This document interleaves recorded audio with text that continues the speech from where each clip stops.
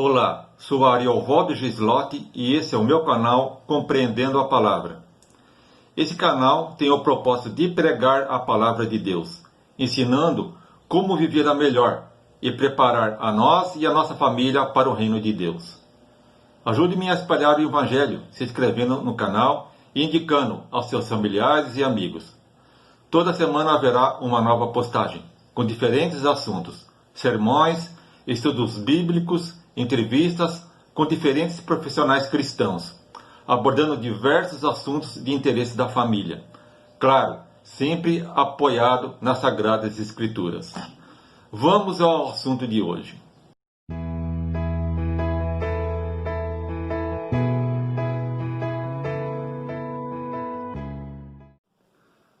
Vamos dar continuidade à conversa da semana passada com o pastor Vicente sobre o tema pecado e salvação. Correto, pastor. No início o senhor falou, né? Quem é que quer ser salvo? Que salvo de quê? Tá, mas aí o senhor está citando que Deus veio, né, na forma de seu Filho, Jesus Cristo, e morreu por nós. Existe algo ainda que nós precisamos fazer para ser salvos ou não precisamos fazer mais nada para sermos salvos? Então, essa é uma grande pergunta e essa é uma pergunta que tem dado muito trabalho para muitos teólogos, né? Nós vivemos dentro de um conceito que nós precisamos fazer alguma coisa, né, dentro de uma realidade histórica, cultural, de que nós precisamos fazer alguma coisa para alcançar um objetivo. Então, você, por exemplo, para receber o seu salário, o que você precisa fazer?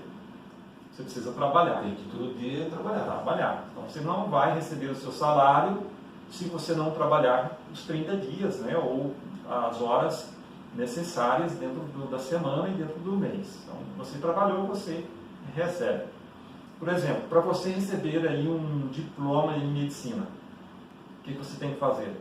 É só chegar no MEC e dizer, me dá um diploma? Não, de forma alguma. Não é assim. Você tem que fazer por merecer. Não é isso? Essa é a visão. Agora, é muito difícil quando a gente pega essa visão cultural, histórica e aplicamos em teologia, no quesito salvação. Vamos pegar aqui aquele exemplo do jovem rico, né? Você vai ver lá no Evangelho que o jovem rico se aproximou de Jesus e ele fez essa pergunta: bom mestre, o que eu devo fazer para herdar a vida eterna? Ele queria fazer alguma coisa. Perceba que essa visão de fazer por merecer, ela não é nova, muito antiga. Então aquele jovem ele já imaginava assim, e era um fariseu. Quando você vê o conceito de fariseu dentro da Bíblia, ele era legalista. O que seria um legalista? A pessoa que acha que pode fazer alguma coisa para mudar a sua condição. E eu volto aqui agora, para entendermos salvação, nós temos que entender pecado. O que é pecado? Pecado é uma condição. Quando Lúcifer ele se desligou de Deus, errou o alvo, ele se tornou um ser perverso. Porque Deus é a fonte do amor e a fonte do bem. 1 João 4,7 diz assim: Deus é amor. Ele é a fonte do amor. E se a essência da lei é amor, ninguém pode guardar os mandamentos de Deus se ele não estiver ligado em Deus. Porque eu não posso, por exemplo, Jesus foi bem claro quando ele diz assim, que a lei e os profetas se resumiriam em amar a Deus sobre todas as coisas e o próximo como a ti mesmo. Então, se eu não estou ligado em Deus, eu não posso, de maneira nenhuma, naturalmente, produzir o fruto do amor. É aí onde nós temos que pensar nesse quesito. O pecado é uma condição de desvio. Nós estamos numa condição, e é interessante que a Bíblia diz assim, que pelo ato de um único homem, o pecado passou de geração em geração. Todos nós que nascemos nesse mundo, nascemos contaminados com o pecado. Condenados à morte, condenados a viver essa vida de pecado.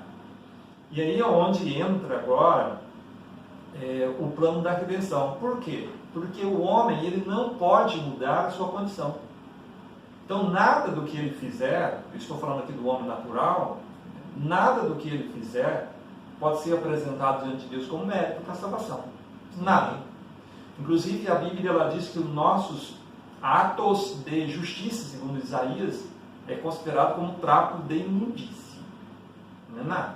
É imundo. Sim. Então, ou você pode fazer alguma coisa? Alguém pode perguntar assim, bom, para ser salvo, então eu vou dar esmola, eu vou fazer caridade, eu vou fazer isso, eu vou fazer aquilo para o meu próximo. Bom, ajudar o próximo é um reflexo do amor. Agora, fazer isso para ganhar aquilo, não dá certo. Isso não dá certo. Isso é egoísmo. Então, quando eu faço algo para alguém, para receber algo em volta, eu estou fazendo aquilo por merecer. Então, isso é egoísmo. Correto. Eu não adianta eu querer fazer algo para ser salvo. Por isso que o jovem rico se aproximou de Jesus e fez essa pergunta. Então, Jesus ele disse para ele assim, por que você me fala a respeito do que é bom? Bom só existe um, que é Deus. Veja que Jesus, já no primeiro diálogo, ele já tira aquela ideia de que existe alguém bom. Ou que alguém pode fazer alguma coisa de bom. Só Deus pode fazer. E depois Jesus induz aquele jovem, partindo do ponto de vista dele, que era na realidade o legalismo, guarda os mandamentos e você será salvo. Mas para guardar os mandamentos, como nós estamos vendo aqui, a pessoa precisa de quem? De Deus. Porque naturalmente você não consegue guardar os mandamentos. E foi aí que Jesus estava levando aquele jovem a pensar, a entender isso. E foi quando ele disse, eu observo os mandamentos desde pequeno. Então tá bom, só falta uma coisa para você então. Venda tudo que você tem, dá para os pobres, vem, segue-me. E terá um tesouro no céu. O jovem ficou triste e foi embora. Aí vem a pergunta, será que realmente o jovem guardava os mandamentos desde pequeno? Qual é o primeiro mandamento da lei de Deus? Não terá outros deuses dentro de mim.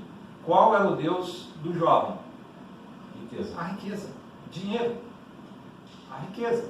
Então Jesus, como nós poderíamos dizer aqui de uma forma bem simples, Jesus estava colocando o jovem à prova. Você disse que guarda os mandamentos desde a infância? Então vamos lá. Vendo tudo que você tem, foi direto no Deus dele. E ele então, a Bíblia diz que ele ficou triste porque era possuidor de muitas riquezas. Olha, será que todo mundo que se aproxima de Jesus para ser salvo tem que dar tudo o que possui para os outros e ficar pobre? Boa pergunta. Boa pergunta, não é? Talvez alguém aí que tenha bastante riqueza, né, deve estar perguntando isso, já está preocupado. Mas pastor, que ideia é essa? Veja, eu vou contrapor com uma história de Nicodemos. Certo. Nicodemos, Evangelho de João, capítulo 3, era um homem muito rico também. Sim. Provavelmente mais rico do que o jovem rico. Correto. Mais rico, porque Nicodemos, Flávio José, um historiador contemporâneo, né, na época ali de Jesus, ele diz assim que Nicodemos ele possuía uma riqueza que dava para sustentar ali os 40 mil habitantes de Jerusalém por 10 anos. Você já imaginou isso? Muito dinheiro para isso. Muito dinheiro. E quando ele foi procurar Jesus à noite, com a mesma ideia que o jovem rico tinha, porque havia um turbilhão de pensamentos na cabeça dele a respeito de salvação, ele se aproximou de Jesus. Em algum momento Jesus disse que ele deveria vender tudo o que ele possuía e dar para os pobres? Não. Não, Jesus falou que ele deveria fazer o quê? Nascer De novo. de novo. Nicodemos, em verdade eu digo, se você não nascer de novo, você não pode entrar no reino de Deus. Qual que era o problema de Nicodemos? Ou qual era o Deus de Nicodemos? Era o entendimento teológico da salvação. Porque dinheiro não era o problema de Nicodemos. Nicodemos não estava preso em dinheiro. Dinheiro não era o que atrapalhava. Então Jesus ele era direto, ele trabalhava com aquilo que atrapalhava a pessoa a ir a ele. Então, nesse quesito, observe-se que Jesus está falando para o jovem rico que ele não podia fazer nada. Nicodemos, ele também não poderia fazer nada. Ele precisava nascer de novo. E aí é onde nós entramos. O que eu devo fazer para ser salvo? A resposta é nascer de novo. Porque da situação que nós nos encontramos, nós nascemos condenados. E como eu posso nascer de novo? Aqui Então eu vou ler aqui no Evangelho de João capítulo 15, verso 5, que diz assim: eu sou a videira, vós os ramos. Quem permanece em mim e eu nele, esse dá muito fruto, porque sem mim nada podeis fazer.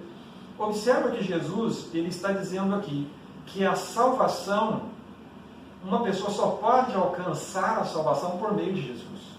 Por quê?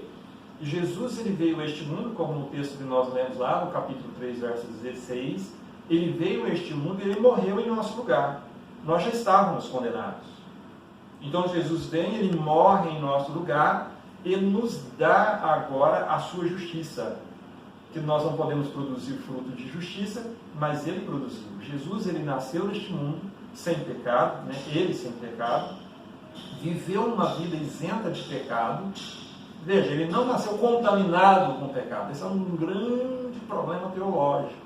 Como explicar isso? Jesus, ele foi gerado pelo Espírito Santo e não nasceu como qualquer ser humano. Ele foi gerado pelo Espírito Santo, o Cordeiro de Deus, incontaminado. Jesus, ele não poderia nascer contaminado pelo pecado, porque senão ele ia necessitar de um Salvador também.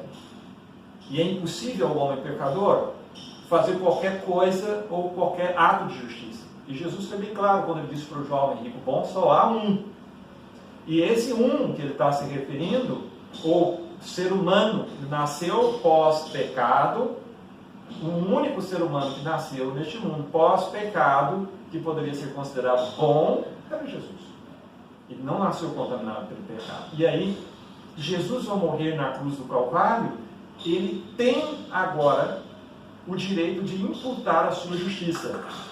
E como seria isso? Aquilo que ele disse para Nicodemos: todo aquele que nascer da água e do Espírito, Jesus está fazendo uma menção ao batismo. A palavra de Deus diz: todo aquele que crer, o próprio Jesus disse, todo aquele que crer em mim e for batizado, será salvo. Então, a pessoa, quando ela reconhece a sua condição, é o primeiro passo para ser salva. Reconhecer que é pecadora, reconhecer que está condenada à morte, e agora ela aceita o sacrifício de Jesus na cruz do Calvário. Ao aceitar o sacrifício de Jesus na cruz do Calvário, o pecador então recebe a justiça imputada de Jesus. Jesus, ele imputa essa justiça. Quando Jesus ele morreu na cruz, ele morreu e ele executou de uma única vez a salvação para todos aqueles que querem. Agora a gente tem que ter muito cuidado. Jesus não morreu na cruz do Calvário e salvou a humanidade toda. Verdade. Esse é um erro, né? Parece ser verdade, mas não é. Por quê? Porque a salvação, ela é para quem quer, não para quem não quer. Jesus falou bem claro quando ele disse assim: procurai entrar pela porta estreita, porque a porta larga e o caminho largo conduz à perdição, e muitos entram pelo caminho largo. O caminho largo é fazer o que você quer, né? Usar aquela visão, ideologia de Lúcifer da sua liberdade. Eu quero fazer o que eu quero e não quero nenhum compromisso com Deus e muito menos com qualquer verdade absoluta.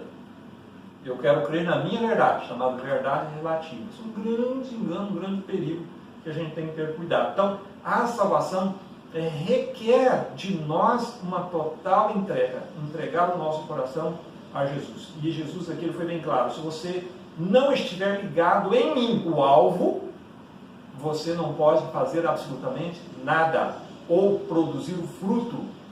Gálatas capítulo 5, verso 22, o apóstolo Paulo faz uma menção do fruto, fruto do Espírito. E ali a primeira característica do fruto é amor. Depois fala da alegria, depois fala da bondade, da misericórdia, da longanimidade. E ele faz um contraste com aquilo que ele havia dito nos versos anteriores, que ele fala da natureza carnal. Naturalmente o homem produz egoísmo, vaidade, ciúme, contendas. E já uma pessoa que passou pelo novo nascimento, está ligada em Cristo, essa pessoa começa a produzir na sua vida o fruto do Espírito. O Espírito Santo começa a transformar a pessoa, levando ela de volta para Deus. E aí é que a pessoa passa pelo novo nascimento. Aí vem uma pergunta: então, pastor, quer dizer que para eu ser salvo eu tenho que ser batizada? A palavra de Deus diz assim: todo aquele que crer e for batizado ou batizada serão salvos. E quando nós aceitamos a Jesus, somos batizados, recebemos a justiça imputada de Jesus. E agora Jesus, ele passa a nos comunicar a sua justiça, porque o batismo também não nos transforma em uma pessoa pecadora, agora isenta de pecado, como se fosse um milagre, né? Ou um passo de mágica. Não é assim. Quando nós somos batizados, todos os pecados anteriores são perdoados e agora nós passamos a viver uma novidade de vida. Nós temos que realmente viver uma vida, buscar viver uma vida mais próxima de Jesus. Mas isso não quer dizer que em algum momento eu não vá pecar. E aqui há uma diferença, né? A Bíblia ela fala de 2 tipos de pecados: pecado que é para a morte e pecado que não é para a morte. O pecado que é para a morte é o pecado que você faz voluntariamente. Aquilo que sei que isso é errado, eu sei que adulterar é errado, estou adulterando, eu sei que mentir é errado, estou mentindo, eu sei, não é, que transgredir a lei de Deus é errado e eu estou transgredindo conscientemente. Isso é pecado voluntário. E pecado voluntário leva à morte.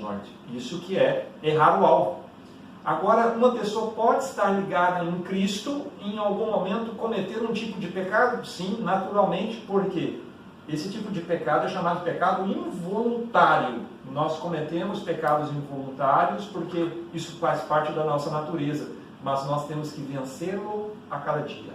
Esse pecado não é um pecado que a pessoa planeja fazer. Não. Mas aconteceu, vamos dizer assim, por um acidente. Sim. Tá?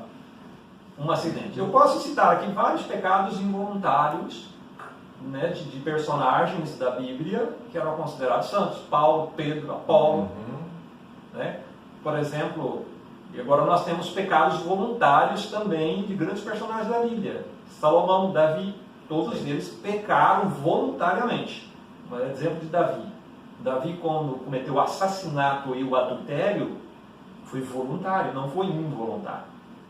Então ele sabia que aquilo era errado e ele fez. Mas houve arrependimento e houve abandono do pecado. Sim. E ele recebeu, né, a justiça e a salvação. Ninguém, eu acho, né, que teve tanto pecado como ser humano, assim, relatado na Bíblia, personagem na Bíblia, quanto Salomão. Salomão, todo tipo de pecado odioso nessa terra ele cometeu, de assassinato, a idolatria, em todas as áreas que você imaginar. Mas, pela misericórdia de Deus, ainda no final da sua vida ele foi resgatado. Foi quando ele escreveu, né, o livro de Eclesiastes. Se você ler o livro de Eclesiastes, você vai perceber que ele diz assim: tudo neste mundo é vaidade. É vaidade. Então a gente tem que ter essa consciência de que a salvação ela é um processo que leva a vida toda. Então, a partir do momento que eu aceito Jesus, eu sou justificado. A partir do momento que eu permaneço com Jesus, eu sou santificado. E na volta de Jesus, quando Jesus voltar, nós seremos glorificados. Aí sim estaremos livres do pecado. Somente uma pessoa glorificada, livre do pecado, transformado, né? Paulo fala isso bem claro quando ele diz assim: importa que aquilo que é corruptível se revista de incorruptibilidade. Então, quando nós, por ocasião da volta de Jesus, os vivos serão transformados num abrir e fechar de olhos, os mortos que morreram em Cristo serão ressuscitados, transformados, glorificados, não mais danificados, né? Podemos assim dizer, pela doença, pela idade, mas agora jovial, vai ressuscitar um corpo glorioso, livre do pecado, para poder estar na presença de Deus. Amém. Aí sim, nós estaremos livres eternamente do pecado. Correto. Pastor, eu lhe agradeço mais uma vez a sua contribuição aqui com o meu canal. Eu espero que com as suas explicações possa atender a necessidade de muitas pessoas, né, que talvez estejam nos assistindo, né? E se tiver alguma dúvida ainda, se alguém tiver alguma dúvida, eu sempre menciono no final, para que elas possam colocar suas dúvidas ali no comentário e a gente vai responder para elas, tá? Então, o meu agradecimento, e eu já te convido, talvez, para uma outra oportunidade, a gente estar conversando sobre outro assunto. Tá, okay? Tá ótimo. Eu que agradeço, irmão Morivaldo, por essa oportunidade. Quero também agradecer a todos que assistiram aí a esse vídeo. Deus esteja com você, abençoe muito, muito mesmo a sua vida. E eu quero fazer um apelo para você. Não demore em tomar a sua decisão. Todos nós que nascemos neste mundo, nós temos que tomar a decisão. Só existem dois caminhos. E Jesus ele foi bem enfático, não é? Quando ele diz: procurar entrar pelo caminho estreito, pela porta estreita que leva ao caminho estreito. O caminho estreito é vivermos pela palavra de Deus, é a revelação de Deus. A nossa única regra de prática e fé é a palavra de Deus. Então, ela que nos conduz à vida, ela que nos conduz à salvação. A própria palavra diz: conhecereis a verdade e a verdade vos libertará. Que Deus te abençoe, Ricardo. Amém. Se você gostou desse vídeo, coloque um like, ative as notificações e você será avisado quando houver uma nova postagem. Deixe o seu comentário, ou quando quiser maiores informações, poste lá também. Vou ter o maior prazer de responder a todos. Que Deus os abençoe e até a próxima.